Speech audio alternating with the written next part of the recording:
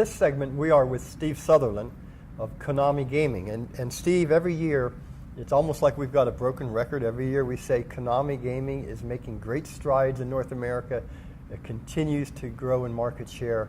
And so the obvious question is, number one, why are you as successful as you are? And two, where do you intend to go from here? Okay, Frank.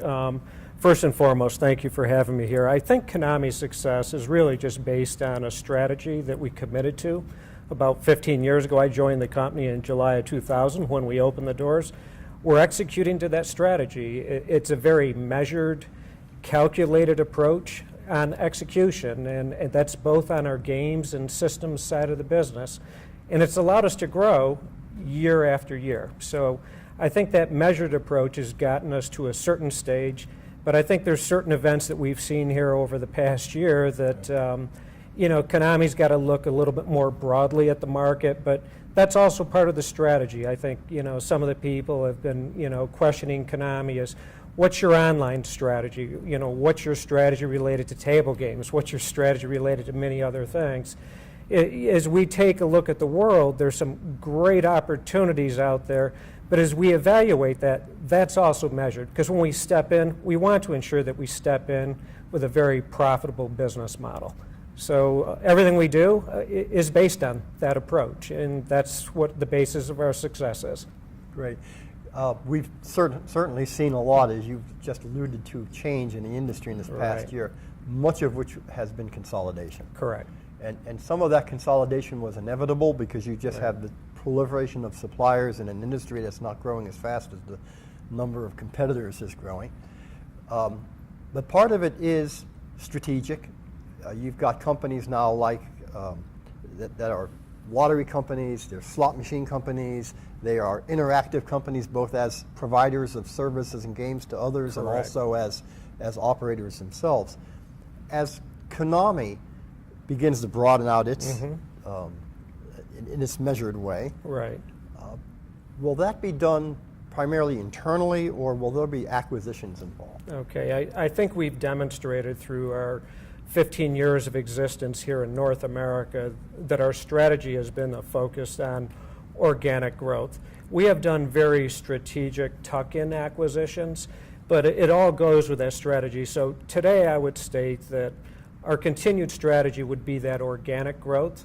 And if you go and you take a look at our expansion that's right off of Sunset on Konami Circle, we're adding 140,000 square feet.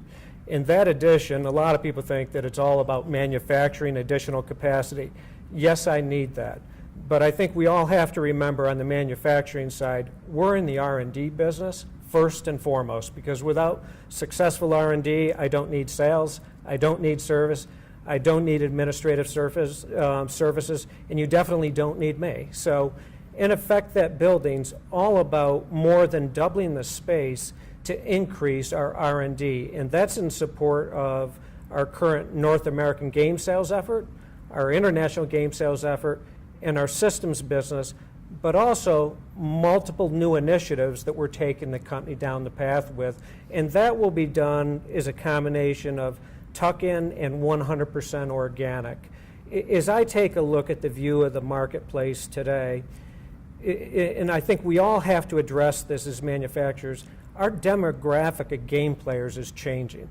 I believe, and these are my thoughts, and it's been repeated by some of our key customers, that the demographic that we provide games to today, that demographic's dying off at a faster rate than replacement demographic that plays the games that we design today.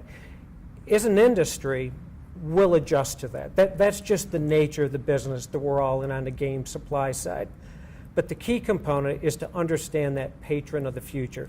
I think that patron of the future is looking for that more along the lines, that social experience, that online experience. And those companies long term that will be successful in that arena will have both that within the four walls and that online experience. So in effect, I think the walls come down, but how do we bring that entire experience, that ether, that internet experience amongst, throughout the entire gaming experience? And those companies that do that successfully, I believe long term, will have great game developers. They'll have an outstanding system that allows for a very strong integration, and they have an outstanding internet presence in a format or other. And I think we're seeing here in the U.S. certain things monetize very well. We're not seeing that with the online wagering component here in North America, particularly with the New Jersey experience. But the social experience is something that has really taken off. What I'd be very interested in is understanding that cost structure of those companies behind that, and are they driving a bottom line profit? Because that's where my concern's at long term, just like we are in our traditional businesses today. One of the things that we've discussed in the past is that your parent company is a very successful company in terms of entertainment and engaging people in their products. Right. Is there still sort of a creative contribution based off that success that they have that they can make to Konami Gaming? Absolutely. If we take a look at over the years, our sister division, Konami Digital Entertainment, that's in the consumer software side with titles such as Metal Gear Solid in the past, Frogger, Contra, Castlevania, etc. They have very significant technologies that we've utilized in the past. We've incorporated those electronics into our product set.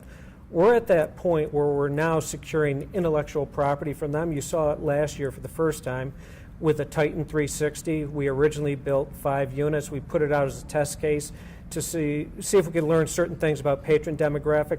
We're in the process of rolling out another 20-some of those units across the base today. I think tomorrow, as you're going through the floor, if you have people out on the floor today, one of the hero products that we're showing at a booth is Neo Contra that I just mentioned that was in our consumer software group. We have it as a standardized slot machine, but we've really amped it up. What we've done is with that experience, we've brought in 3D sound effects. So you're standing in front of that machine, you can hear that 3D effects. We don't need a chair behind us. We don't need speakers behind us. It's an area that Konami invested in many years ago in the foundation of this company. So we have that technology today at our fingertips. So we're bringing that in, placing it in our product, and you'll see that expanded across our product offerings. So if we take a look today, Neo Contra is really the first next generation IP.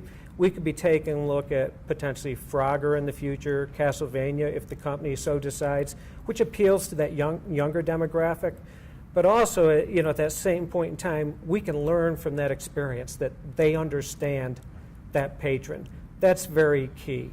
We also have the ability, like on the Titan 360, to go into our amusement division with a lot of mechanical type devices. So that's an open door that we have available to us and very strategic to the parent company that we are successful.